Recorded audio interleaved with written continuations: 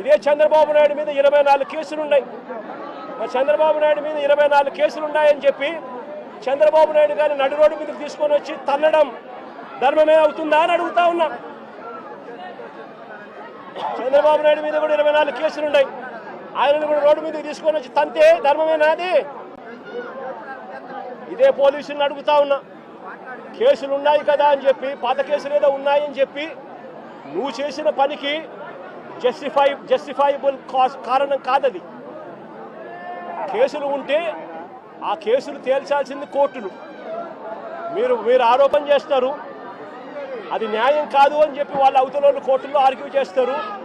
Judge case వింటాడు, judge తీర్పునిస్తాడు.